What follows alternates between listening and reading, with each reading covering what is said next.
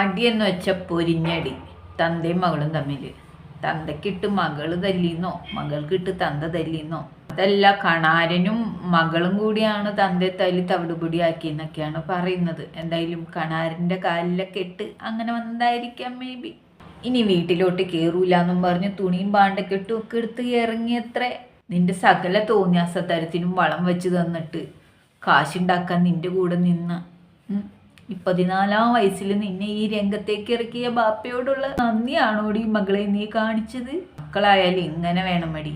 മകൾക്ക് അവിഹിതം, തന്തയ്ക്ക് അവിഹിതം, തള്ളയ്ക്ക് അതിലും വലിയ അവിഹിതം, അവിഹിതങ്ങളുടെ ഒരു വീട്. അവിഹിതക്കാരെ കൊണ്ട് ആ വീട്ടിൽ നടക്കാൻ വയ്യ എന്നാണ് കേട്ടത്. തള്ള അങ്ങനെ, തന്ത ഇങ്ങനെ, മകളിങ്ങനെ. കണാരന്റെ കൂടെ മകള് കൂത്താടി നടക്കുന്നു, തള്ള വേറെ ഓരോരുത്തർക്കുടെ കൂടെ നടക്കുന്നു. തന്തയ്ക്ക് ഇപ്പൊ വേറെ കുടുംബമുണ്ട് എന്നാണ് കേൾക്കുന്നത്. ചെല്ലിനും ചെലവിനും തന്ത കൊടുക്കുകയാണ് ഇപ്പൊ ഒരു കുടുംബത്തിന്. എന്തായാലും അതൊരു നല്ല കാര്യമാണ്. നബി പറഞ്ഞിട്ടുണ്ട് അനാഥരായ ആൾക്കാരെ സംരക്ഷിക്കണമെന്ന്. അതാണിപ്പോൾ തന്ത ചെയ്തുകൊണ്ടിരിക്കുന്നത്. വാപ്പാക്കും ഇല്ലേടി ആഗ്രഹങ്ങള്? നീ എന്താ വാപ്പാന്റെ ആഗ്രഹങ്ങൾ മാത്രം നടത്താത്തത്? നിന്റെ ആഗ്രഹങ്ങൾ മാത്രം എപ്പോഴും നടന്നാൽ മതിയോ? നിനക്ക് കൂട്ട് നിൽക്കുന്ന വാപ്പ ഉണ്ടെങ്കിൽ നീ വാപ്പക്കും കൂട്ട് നിൽക്കണം. അതാണ് ആ ടേംസ് ആൻഡ് കണ്ടീഷൻസ്. ഒരു പാലം ഇട്ട് കഴിഞ്ഞാൽ അങ്ങോട്ടും വേണം ഇങ്ങോട്ടും വേണം. അല്ലാതെ പാലം കിടക്കുവോളം നാരായണ എന്ന് പറഞ്ഞിട്ട് പിന്നെ പാലം കിടന്നു കഴിഞ്ഞിട്ട് കൂരായണ എന്ന് പറഞ്ഞ് തന്തയെ തല്ലണ ശരിയല്ലടി. അതൊക്കെ പോട്ടെ, മറ്റൊരാൾക്ക് ചെലവിന് കൊടുക്കുന്നതും ഒരാളെ ഹോസ്പിറ്റലിൽ കൊണ്ടുപോകണതും അവർക്ക് കുറച്ചു നേരം കൂട്ടിയിരിക്കുന്നതും ഒക്കെ ഒരു തെറ്റാണോ? അതിന് ഈ തന്തേനെ ഇങ്ങനെ നീ തല്ലാമോ? ഒന്നുമില്ലെങ്കിലും വാപ്പയല്ലേ വാപ്പ, എൻ്റെ വാപ്പ എന്ന് പറഞ്ഞ പോലെ വാപ്പ വാപ്പയല്ല എന്ന് പറഞ്ഞു അല്ലേ? അതിൻ്റെ കലിയാണോ തീർത്തത്? സംഭവം സൂപ്പറായിട്ടുണ്ട്, ജോറായിട്ടുണ്ട്. 3-3.5 മണിക്കൂർ നീണ്ടു നിന്ന പൊരിഞ്ഞാടി.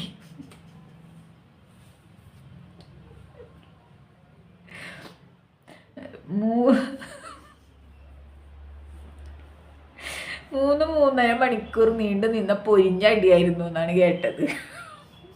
സത്യം പറഞ്ഞു കഴിഞ്ഞാൽ ചിരിച്ച് ഉപ്പാടളി അമ്മാതിര പൊരിഞ്ഞടിയായിരുന്നു.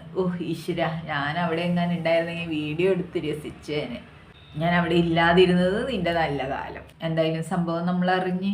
എന്തായാലും കണ്ണൻ തന്ന വീടിൻ്റെ ജനാലച്ചിലൊന്നും ഇങ്ങനെ പൊട്ടിക്കേണ്ടിയിരുന്നില്ലടി അസുരവിത്തെ.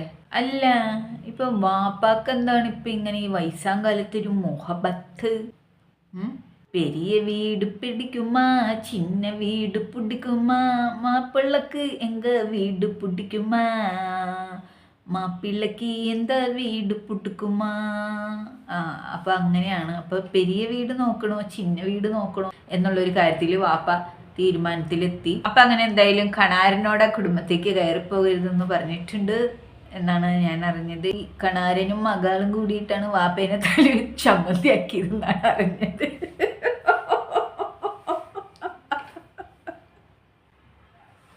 ചിരിക്കാരെനിക്ക് വേല എൻ്റെ മുന്നോ. ഹണി ട്രാപ്പിപ്പെടുത്തി കാശുണ്ടാക്കാൻ പഠിപ്പിച്ച വാപ്പാനെ തന്നെ തല്ലി തവിടുപൊടിയാക്കും.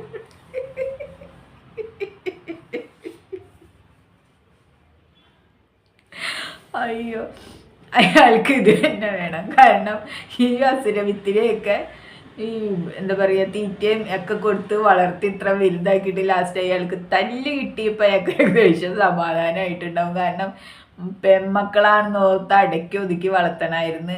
മക്കളെയും കൊണ്ടുവരുന്ന ഹണി ട്രാപ്പിൽ ആൾക്കാരെ പെടുത്താൻ നടന്നു കഴിഞ്ഞാൽ ഇതെല്ലാം ഇതിൻ്റെ അപ്പുറത്തും കിട്ടും എന്നുള്ളൊരു കാര്യം ചിന്തിക്കണം. ഇന്നല്ലെങ്കിൽ നാളെ തിരിച്ചടി കിട്ടും. അമ്മാതിരി അടിയായിരുന്നു. അത്ര അടി എന്ന് പറഞ്ഞപ്പോൾ ഒരു പൂരടി. മൊബൈൽ എറിഞ്ഞുടയ്ക്കുന്നു, വീടിന്റെ കണ്ണാടിച്ചില്ല് പൊട്ടിക്കുന്നു. ഇതിനൊക്കെ മെന്റൽ ഹോസ്പിറ്റലിൽ കൊണ്ടുപോകാൻ ആളില്ലേടേ എന്നാണ് ഞാൻ ചോദിക്കുന്നത്. ആളുണ്ടാവില്ല. കാരണം എന്താണെന്നറിയോ? ആരെങ്കിലും കയറി ഇത് ഏറ്റെടുത്ത് കഴിഞ്ഞാൽ പിന്നെ നാളെ പറയും ഇതാ അവൻ എന്നെ കയറി പിടിച്ചു എന്നും പറഞ്ഞ് അടുത്ത ഹണി ട്രാപ്പിന് കേസ് കൊടുക്കും. ഇതാണ് പരിപാടി. അതുകൊണ്ടാണ് ആളുകൾ അടുക്കാത്തത്. എന്തായാലും കണാരനും മോളും കൂടി തന്തേനെ തല്ലി വാപ്പാനെ തവിട് കൂടിയാക്കിയെന്നാണ് അറിഞ്ഞത്. പാമ്പിനാണല്ലോ നിങ്ങൾ ഇത്ര നാളും പാല് കൊടുത്ത് വളർത്തിയത്. മറ്റുള്ളവരെ അവിഹിതം പറയാൻ എന്താ അടി നിനക്ക് ഉത്സാഹം? നീ കണാരനെയും കൊണ്ട് നാട് മുഴുവൻ നടക്കുന്നതും പോരാഞ്ഞിട്ട് തന്ത കൊണ്ടെടുക്കുന്നില്ല ഇപ്പൊ. തന്ത പക്ഷെ ഒറിജിനൽ കാര്യം പറഞ്ഞു കേട്ടോ. ആർക്കുണ്ടായതാണെന്ന് അറിഞ്ഞൂടാ, എനിക്കുണ്ടായതല്ലാന്ന് തന്ത കറക്റ്റായിട്ട് പറഞ്ഞു. അപ്പൊ തള്ളയ്ക്ക് അവിഹിതം ഉണ്ടെന്ന് തെളിഞ്ഞു. ഇതിന് മൂത്തതുങ്ങൾ മാന്യമര്യാദയ്ക്ക് ജീവിക്കുമ്പോൾ ഇവളെന്താണ് ഇങ്ങനെ ജീവിക്കുന്നതെന്ന് സ്വാഭാവികമായിട്ടും തന്ത ചിന്തിക്കും. അങ്ങനെ ചിന്തിച്ചപ്പോൾ അയാൾക്ക് കിട്ടിയ ഉത്തരമാണ് നീ എൻ്റെ സന്തതിയല്ലാന്ന്. അത് അയാൾ പറഞ്ഞു, അത് കറക്റ്റായിട്ട് പറഞ്ഞു. അത് കേട്ടപ്പം മേഡത്തിന് ഇളകി. എടിയുള്ള സത്യം തന്തകൾ പറയുമ്പോൾ അംഗീകരിക്കാൻ തയ്യാറാവണം, അയാളുടേതല്ലാന്ന് അയാൾ പറഞ്ഞു കഴിഞ്ഞു. അപ്പൊ തള്ളയ്ക്ക് വേറെ അവിഹിതത്തിലുണ്ടായ ഒരു സന്തതി. എന്നാലും എൻ്റെ അടി ഇങ്ങനെ തന്തയെ തല്ലേണ്ട കാര്യം ഉണ്ടായിരുന്നോ? തന്തയെ തല്ലിയതും പോട്ടെ, അയാൾക്ക് 2 എണ്ണത്തിന്റെ കുറവുണ്ടെന്ന് നോക്കി, അയാൾക്ക് 2 എണ്ണം കിട്ടേണ്ടത് തന്നെയാണ്. നീ ഇങ്ങനെ ഇറങ്ങിപ്പോകണമായിരുന്നോ? ഇനി ആ പടി ചവിട്ടൂലെന്ന് പറയേണ്ട കാര്യമുണ്ടോ? അതൊക്കെ പോട്ടെ, നീ എന്തിനാടി അയാളുടെ മൊബൈൽ ഫോൺ പൊട്ടിച്ചത്? ബന്ധങ്ങളൊക്കെ എല്ലാവർക്കും ഉണ്ടാവും മോളെ, നീ കൊണ്ടെടുക്കുന്നില്ലേ? കെട്ടിയോനാണെന്നും പറഞ്ഞു ഒരുത്തൻ്റെ പേര് പറഞ്ഞിട്ട് നീ കൊണ്ടെടുക്കുന്നത് വേറെ ആൾക്കാരെയാണല്ലോ. അപ്പം പിന്നെ തന്തയ്ക്ക് കൊണ്ടിടുന്നാൽ എന്താ കുഴപ്പം? അയാളും ഒന്ന് സൂയിക്കട്ടടി ഈ വയസ്സാം കാലത്ത്. അയാളെ സൂയിക്കാൻ നീ സമ്മതിക്കൂല അല്ലേ? എടി തന്തേനോട് ഇങ്ങനെ നിനക്ക് അസൂയ മൂക്കരുത്. കാരണം അയാളുടെ ജീവിതം അയാൾക്കുള്ളതാണ്, അയാൾക്ക് ആസ്വദിച്ച് തീർക്കാനുള്ളതാണ്. അയാളും സൂയിക്കട്ടടി. നിന്റെ തള്ള വേറൊരു രീതിയിൽ സൂയിച്ചതിൻ്റെ പരിണിത ഫലമാണ് നീ ഉണ്ടായിട്ട് ഇതുപോലത്തെ കൂത്തുകൾ നടക്കുന്നത്. അപ്പൊ പിന്നെ അയാൾക്കില്ലേ ആഗ്രഹങ്ങളും, അയാൾ ചോരയും നീരും മജ്ജയും മാംസമുള്ള മനുഷ്യനല്ലേ, അയാൾക്ക് സൂയിക്കണ്ടേ? നിങ്ങൾ പറയുന്ന പോലെ അയാൾക്ക് ജീവിക്കാൻ പറ്റുമോ? ഞാൻ എന്തായാലും അയാളുടെ ഭാഗത്താ.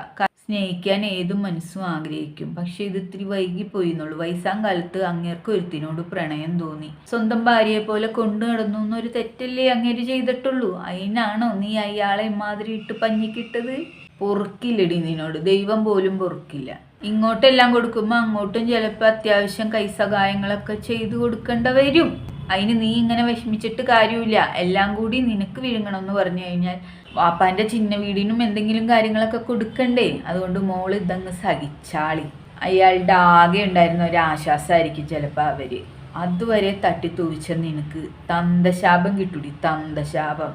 എടി അയാളൊരു മനുഷ്യനാണ്, മജ്ജയും മാംസവും ചോരയും നീരുള്ള ഒരു മനുഷ്യൻ. അയാൾക്ക് വലിയ ആഗ്രഹങ്ങൾ. നീ പറയുന്ന പോലെയൊക്കെ അയാൾക്ക് ജീവിക്കാൻ പറ്റുമോ? അയാളെ ഇനിയെങ്കിലും അയാളുടെ ഇഷ്ടത്തിന് ജീവിക്കാൻ വിടറി. നീയൊക്കെ ഈ കിടന്ന് കൂത്താടിക്കൊണ്ട് നീ പറയുന്ന പോലെ നീങ്ങണം എന്ന് വെക്കുമ്പോൾ അയാൾ സമ്മതിക്കോ? ഞാൻ എന്തായാലും അയാളുടെ ഭാഗത്താ. നീയൊക്കെ കാരണമാണ് അയാൾക്കൊന്നും ഒരു സുഖവും സമാധാനവും കിട്ടാത്തത് ജീവിതത്തിൽ ഇന്നോളം. നിന്നെ പോലുള്ള ഒരു നശിച്ച സാധനം ഉണ്ടായ കാരണം അയാൾക്ക് തലയ്ക്ക് വെളിവില്ല. ഇനിയെങ്കിലും ഒരു ചെറിയ സമാധാനം കിട്ടുമെന്ന് ഓർത്തിട്ടാണ് അയാൾ അയാളുടെ ഇഷ്ടത്തിന് ഒരു പെണ്ണിനെ അന്വേഷിച്ചിട്ട് അതിൻ്റെ കൂടെ കൂടി ജീവിക്കാൻ ആരംഭിച്ചത്. നീയായിട്ട് അതും മുടക്കുമെന്ന് പറഞ്ഞു കഴിഞ്ഞാൽ എന്തോ നാടി ഇത്. 2ാം പാപ്പാനല്ലേടി നിന്നെ മേച്ചുകൊണ്ട് നടക്കുന്നത്? ഈ 2ാം പാപ്പാനെയും വെച്ച് തന്നേക്കുന്നത് ആരാ? നിന്റെ തന്തയും നിന്റെ കെട്ടിയോനെന്ന് പറയുന്ന ഒരുത്തനും കൂടിയല്ലേ. അപ്പൊ തന്തേനോട് ആ നന്ദിയെങ്കിലും ഒന്ന് കാണിക്കണ്ടേ? തന്ത സമ്പാദിക്കുന്നത് മുഴുവൻ നിന്റെ അണ്ണാക്കിലോട്ട് കൊട്ടണം എന്ന് പറഞ്ഞാൽ ചിലപ്പോൾ നടന്നൊന്നും വരില്ല. ഇനി നിനക്ക് തരേണ്ട ആവശ്യമൊന്നും അങ്ങേർക്കില്ല. അങ്ങേർക്ക് അങ്ങേരുടെ ജീവിതം നോക്കാം ഇനിയെങ്കിലും. ഓരോ മനുഷ്യനും അവരവർക്ക് വേണ്ടിയാണ് ജീവിക്കേണ്ടത്. തന്തയുടെ ഇഷ്ടത്തിന് തന്തയ്ക്ക് വേണ്ടി ജീവിക്കട്ടെ. നീ എന്തിനാടി അതിൽ ചെന്നിട്ട് ഇടങ്കോലിടുന്നത്? നിനക്കെന്താ ചെറിയമ്മനെ പിടിച്ചില്ലേ മോളെ? വയസ്സാം കാലത്തെങ്കിലും അങ്ങേര് ഒരു മനസ്സമാധാനത്തോടു കൂടി ഇത്തിരി സുഖിച്ച് ജീവിക്കട്ടെടി. അതിൽ ചെന്നിങ്ങനെ ഇടങ്കോലിടാതെ.